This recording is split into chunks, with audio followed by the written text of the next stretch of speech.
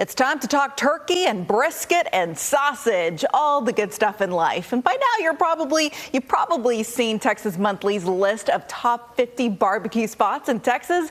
But tonight we are taking a bit of a deeper dive into the rankings with our media partners at Texas Monthly. Tonight we're joined by Daniel Vaughn, and you've been helping Texas Monthly with this list since 2013, really. What have you seen change over the years, both in the world of barbecue and how Texas Monthly puts their list together at this point? Yeah, well, the way we put the list together is pretty similar. There might be more volunteers to join our barbecue tasting team, but as far as the methodology, it's pretty similar. We do a first round of tastings, and then we have the expert crew like myself and Pat Sharp in the past, who was our food editor, come back and do all that double checking. But what we've really seen is just a shift from rural barbecue dominance to dominance of barbecue in the cities.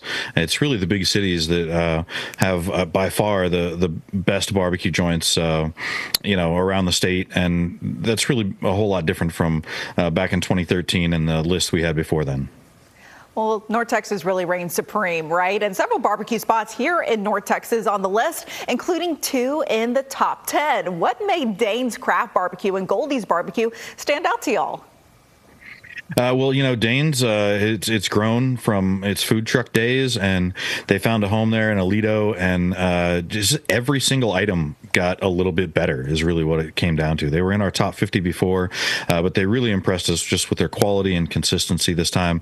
That pork belly brisket, that sliced pork belly is incredible.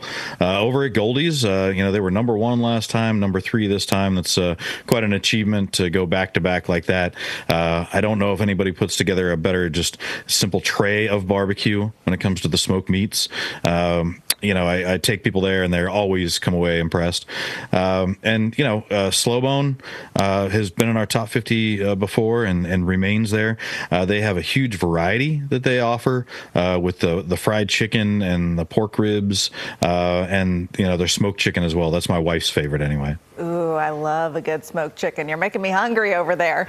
Also, in total, there were 319 barbecue spots across the state that Texas Monthly visited, which I have to say, I want your job. That's a pretty good gig. But we also heard several people asking why places like Hutchins Barbecue and Pecan Lodge aren't on the list. We're really curious to hear your thoughts on that.